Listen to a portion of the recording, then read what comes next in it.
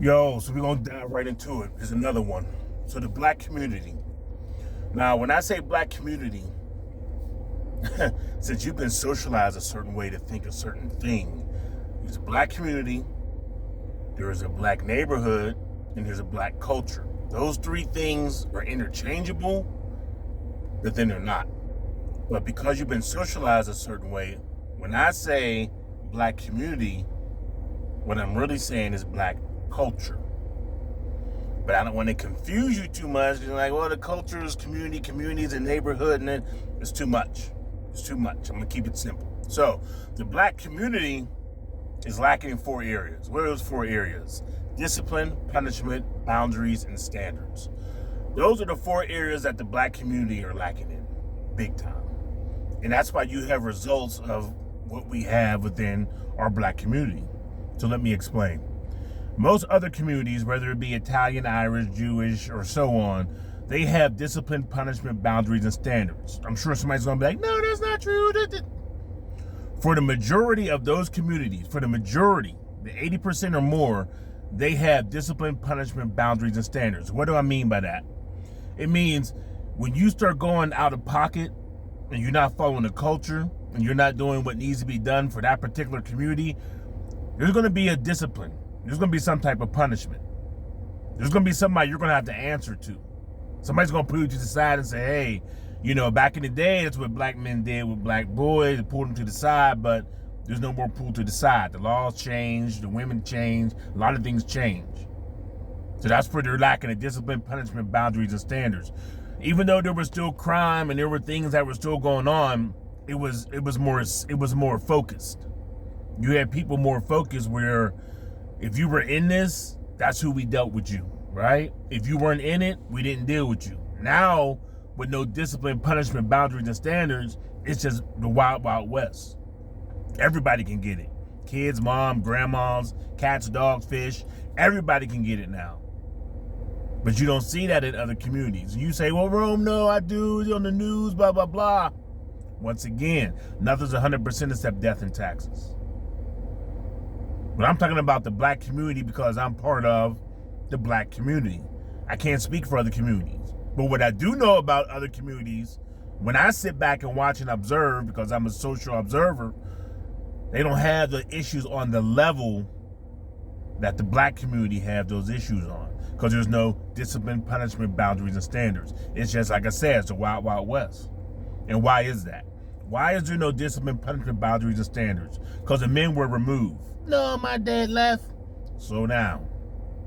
The men were systematically removed from the families because they knew if we remove the men, then we can start tearing the family apart. And here we are, 2024, where everything is just buck wild. Women run things. The men are just sitting back. They don't want to be bothered. They're like, hey, y'all do what y'all going to do. And that's where we are right now. That's why it's so easy to fracture the black community and so easy to misguide us and throw us in different directions. Now, what does this got to do with P. Diddy? Discipline, punishment, boundaries, and standards. They would have been pulled him to the side and said, dude, you're doing too much. Other communities pull their people to the side. Even the entertainers, you're doing too much. Even when... you just see it all the time in sports. You see it all the time in celebrities. They pulled them to the side. I don't know if you remember when the Dixie Chicks were talking about Bush. They pulled them to the side and said, hey, that's not what we do. And they came out and they was like, oh, we apologize and that XYZ. And there was some other white woman that said something about white men aren't stepping up and white men, blah, blah, blah. And like 2 days later, she came back like, well, I misspoke and da-da-da, because they pulled her to the side and say, you're not going to talk like that. But you have the black females who go out here and just talk the way they want to talk, and there's no discipline, punishment, boundaries, and standards. Even with me saying that, it's going to make people think, oh, you're bashing women. And that would make them like, they're like infallible. They could do nothing wrong. Because even if you speak on something that is true and they know it is true, the fact that you're a man and you're saying it, you're bashing women. So what do? Other women are saying it, and then women will do what? They kind of cancel them. There's no discipline, punishment, boundaries, and standards. There's none. The wild, wild west out here. But then you want to be like, well, we need to come together. How you come together? Who's in charge? When's the last time you had a family reunion? When's the last time you sat down with a group of your family, more than 5 or 6 people? When? See what I'm saying? But we don't want to have that discussion. Even when you try to pull the women back and focus them because they're delusional as all hell, what happens? Things go south. Let's talk about Kevin Samuels. What was so bad about he's talking bad, he's just tone and delivery. My tone and delivery is too much, like he's yelling and There's too many things that a man has to do to just even get a simple conversation out of a woman. It's just discipline, punishment, boundaries, and standards. And then we have this whole thing like we so far progressed women above men. It's like there's no way to ever bring that back. It's like women are gods. Black women are like gods. I know people love to say that, but they're like gods. There's nothing you can do to bring that back. It's gone. It's never coming back. That's how relationships are shit. Black relationships are shit. They're shit. And they always will be. From this point forth, there's no bringing that back. That's not true. My auntie and uncle and blah, blah, blah. That's cool. We're talking about people who are 21, 22 now. We're not talking about them old people. We're talking about right now. 25-year-olds and 26-year-olds. It's a wrap. Because of the monetization. Money. What are you going to do for me? What are you going to buy me? What are you going to take me here? You done went everywhere. You done bought everything. You done ate everything. What can I give you? There's nothing to give you. Men need to step up. And do what? Do what? Take it to the moon? Huh? You want to go to the International Space Station? Because that's about all I can do right now to try to impress you, which I shouldn't have to impress you. So let's move forward from that. So men, if you do want to be in some type of relationship, you do want to have that woman who is less monetized, let's say it that way. You're going to have to leave the city you're in, move to a new city, and move to the outskirts of that city. Because if you're inside the city and you're looking for something, good luck with all that. It's not going to happen. It's not. There's too much monetization. It takes too much effort and time to get through all of that, to get to where you want to be. It's too much time. You're wasting time meeting somebody and talking to them, and then you got to figure out what they're thinking, and are they trying to manipulate you? And then, men, no, it's too much. You got to move out. Even if you don't want to move out away from your city or state, you got to move away from your city. So if you live in Atlanta, per se, or live in Pittsburgh, per se, you got to move an hour and a half out to actually meet somebody who's not totally monetized. If you live within the city, it's monetization city. Period. Relationships are crap. They're just crap. That's not true. If you just... I'm not wasting... Who's wasting all that? Who has all this time to waste? I'm trying to figure out who you're going to date and not date, and, well, I went here, I done that, and I ate this and ate that, and what's left for just the average man? I'm not talking about the athletes and all the other things. I'm talking about just the average, everyday, blue-collar man. What does he get? How's he gonna impress you? So back to the black community. Discipline, punishment, boundaries, and standards. When it comes to discipline, punishment, boundaries, and standards, there got to be somebody in charge, people in charge, and all that is gone. It's gone. That's why the black community is the way it is. You just do what you want to do. And somebody here wrote in one of my comments about, so you think people want to be rappers and gangsters? Yeah, they do. Yes. Yeah, they do. They do. People who say comments like that don't go outside. People who say that's not true, that's not our culture, they don't go outside. Or they're outside, but they're in the house before the sun goes down. And what they watch inside their bubble, because they have a bubble that's around them. So what they watch what's inside their bubble, and they're like, well, my bubble is not like that. Mine, that's great. But the black community as a whole, the whole of the world out here. And a lot of people don't know that because they're inside their bubble. They wake up, go to work, the kids come home, eat, sleep, wake up, kids, come home. They're not out past, they're not outside of their bubble. They're right inside their little bubble. And that's all they see. Then eventually they'll read something on the news. Oh, the shooting. Wow, they need to stop. We need to come together. There's no coming together. Because you're inside your bubble. That means, I love when I hear we need to come together. We need to come together. We need to come together. The black community will never come together again. Never. There has to be some cataclysmic, which means some huge event to bring the black community together. Look at the pandemic. Did the pandemic bring the black community together? No. When's the last time you called your cousins and aunts and uncles and said, hey, let's all sit down somewhere and chop it up at a park or whatever like that? When? When's the last time you did that? Or this person on top of that person and they're fracturing and breaking and discipline, punishment, boundaries and standards is not there. It's not there. Though we keep wanting to try to talk about this black community like it means something. It means nothing. And other communities know that, and that's why they do what they do to us.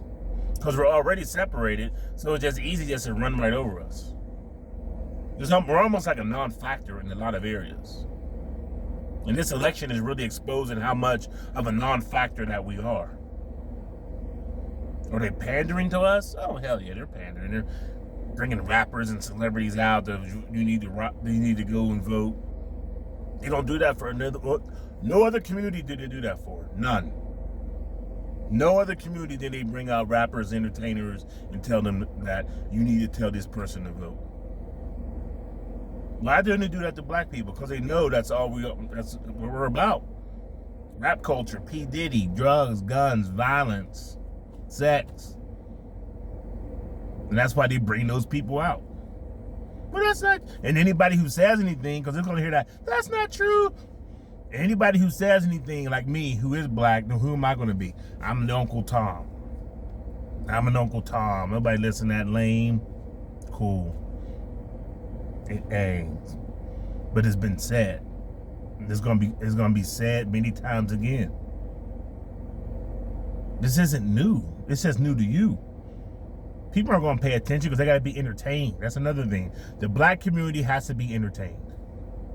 If you're not entertaining the black community, they're not gonna listen to you. There has to be entertainment. It can't be a sit-down discussion. Even when you have sit-down discussions, they're dysfunctional at best. You see them like I see them. When I see the women sitting there with the men and they starting to go back and forth about relationships, and then the yelling starts, and then the delusion starts, and it's just like a bunch of,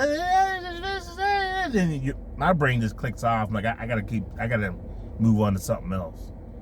Because all the back and forth is not getting nothing accomplished. Because you got these people, women who are delusional and dysfunctional, and you got the men, some of them are delusional, then you got this other man who may be rational.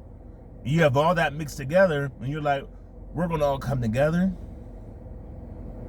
There is no come together. Discipline, punishment, boundaries, and standards. Discipline, punishment, boundaries, and standards. That's what you need to have a functioning community. That's what you need to have a functioning culture. That's what you need to have a functioning neighborhood. You see the neighborhoods here in Atlanta, the Asian neighborhoods, the Hispanic neighborhoods. There's discipline, punishment, boundaries, and standards. Are there issues? Of course there's issues. They're human beings. But there's still discipline, punishment, boundaries, and standards. And that's where a lot of people are just missing that part. That's not, well, me and my family, well, that's great. That's great. So the 8 people you know, great. What about the other 10,000, 10 million who aren't? Well, they just need to, please don't throw religion in there. They just need God. Y'all can't see that the young people don't give a hell about God? No. Let me say that right. The young people don't care about religion. They care about God. They don't care about religion because they see the churches are nonsense. This is why they're not there. They see the churches are nonsense. There's just a bunch of nonsense going on in the church. And it's like, they don't want to be bothered with that. They're like, oh, they don't want that smoke. Yeah, I believe in God, but I ain't trying to go to church all like that. Discipline, punishment, boundaries, and standards. I'm going to keep saying it because that's what it is. And we're lacking in that. The black community lacks that, period. And you see it across the board. They lack it. Discipline, punishment, boundaries, and standards. Well, wrong, do you get it? Yeah, I got it. I got discipline, punishment, boundaries, and standards. Very much so. Very much so. But trying to teach others and show others that is like a lost cause. Because they feel like they're right. That's another thing that's, I think, always interesting to me is like, well, they'll figure it out. They won't figure it out. Unless you pick up a book, you're not going to figure it out. Watching what you're watching on YouTube, you're not going to figure it out. You got to read a book, pick up a book, get audible books. You got to do some type of self-learning. The only way you're going to learn is through yourself. You have to do some type of self-learning. If you don't do some type of self-learning, it's not going to be osmosis. And you're going to wake up and be like, oh, I'm a different person. That's not how that works. But somehow people believe that there's just one day everything's going to work out. It's not going to work out. Oh, you're being gloom and doom. I'm not being gloom and doom. I'm being realistic. Life doesn't just work out without you working out. It doesn't work that way. You wanted to keep doing the same thing I'm doing, you're getting the same results. Okay, cool, insanity. Somebody comes along and start addressing these issues like me, and they're like, oh, I don't like the way he's talking. I don't like his tone and delivery. I don't, who is he? Did he go to school for that? And the beat goes on. Da-da-da-da.